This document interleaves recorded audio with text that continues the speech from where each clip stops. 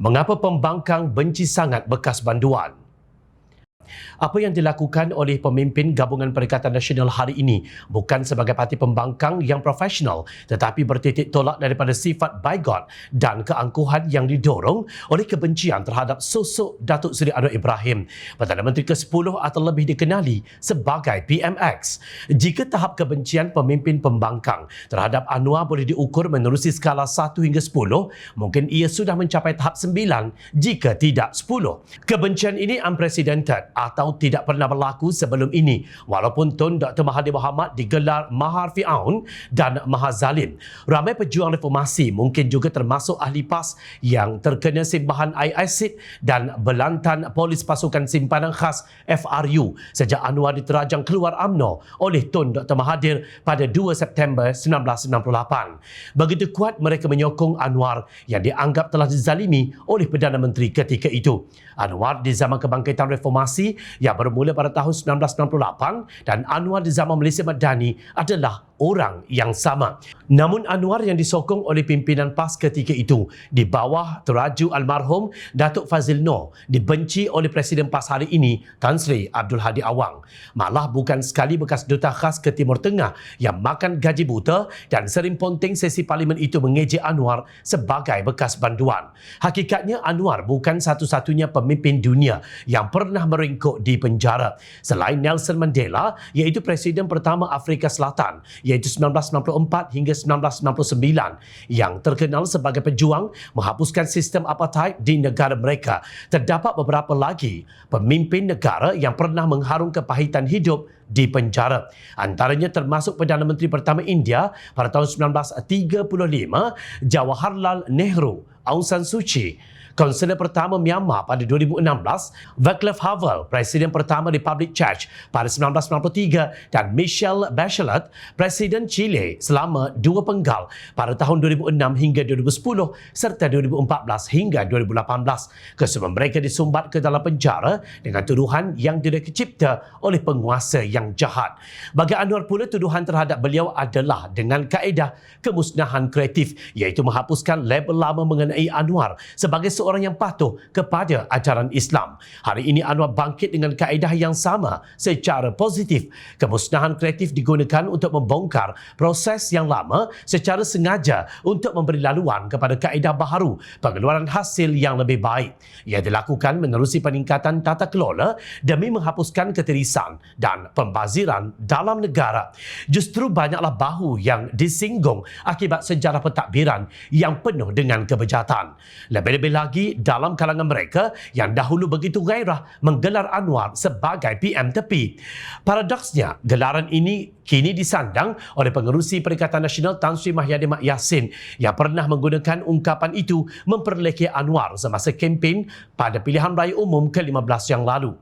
Dia bukan Perdana Menteri pun, dia Perdana Menteri tepilah. Tak buat apa pun, dakwa Mahyadin dalam satu ceramah kempennya yang dipetik portal Agenda Daily pada 8 November 2022. Dalam jawapan balasnya ketika itu, Anwar berkata beliau tidak kisah dilabel sebagai Perdana Menteri PM tepi oleh Presiden Bersatu dan beberapa pemimpin pembangkang serta penyokong mereka. Apa guna jadi Perdana Menteri kalau orang kata sakau, curi harta rakyat? Bidas Anwar di ceramah Mega Harapan dipetik media pada 16 November tahun yang sama. Siapa pula yang sakau dan curi duit rakyat itu? Anak kau mewah makan duit anak aku. Terima kasih. Assalamualaikum. Kata penyanyi ultimate atau nama sebenarnya Syed Ahmad Syed Abdul Rahman Al-Haddad yang kini ahli Dewan Undangan Negeri Lembah Jaya. Sudah tentu yang dimaksudkan bukan anak Anwar kerana tiada kaum kerabat beliau yang sedang dicari oleh Ketua Pesuruhjaya Suruhanjaya Percakar Rasa Malaysia SPRM Tan Sri Azam Baki. Menurut laporan media pada 10 Oktober lalu, Polis Diraja Malaysia PDRM telah menghantar permohonan notis merah polis antarabangsa atau Interpol terhadap Datuk Seri Muhammad Adlan Berhan yang juga menantu Mahyadin. PDRM dan SPRM memohon notis merah terhadap Muhammad Adlan serta peguam Mansur Saad bagi siasatan kes penyelewengan projek pendaftaran, pengambilan dan penyimpanan biometrik pekerja asing bagi sebuah kementerian. gagal dalam merealisasikan label PM tepi. Lalu pemimpin pembangkang terus-menerus mendendangkan naratif label bekas banduan kepada Anwar demi mengalih pandangan rakyat terhadap kebatilan yang sedang menyelubungi mereka. Ia seolah-olah mahu menjustifikasikan tindakan gerombolan yang begitu gairah memburukkan reputasi Anwar demi menjatuhkan kerajaan pimpinannya Waimah menerusi kaedah tebuk atap yang dilarang Islam. Bukan Jom Channel yang cakap dalam satu rencana yang dikeluarkan oleh pejabat mufti wilayah persekutuan pada 22 Julai 2019 yang bertajuk Tashih Al-Mafahim ke-14 mengkafirkan pemerintah, antara lain menyebutkan bahawa pemerintah Muslim adalah orang yang tidak melakukan kekufuran yang nyata atau menyeru kepadanya.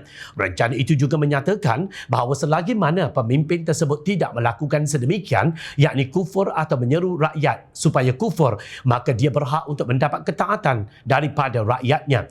Justru Jom Channel berkongsi salah satu daripada hadis yang dipetik pejabat mufti wilayah persekutuan.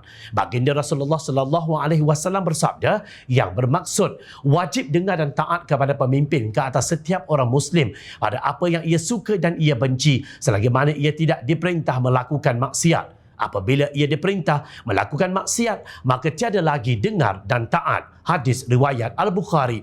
Namun paling kelakar, pemimpin pembangkang mengangkat individu yang mereka gelar Maha Zalim dan Maha Fir'aun itu sebagai penasihat tidak rasmi kepada 4 kerajaan negeri yang ditakbir PAS. Jangan lupa, dalam edisi terbaru The Muslim 500, The World's 500 Most Influential Muslim 2024, Anwar menduduki tangga ke-17 daripada 50 pemimpin serta tokoh Islam teratas. Hanya di Malaysia sahaja ada pemimpin pembangkang yang masih tenggelam dalam khayalan mimpi ngerinya gara-gara gagal memiliki cukup jumlah untuk membentuk kerajaan.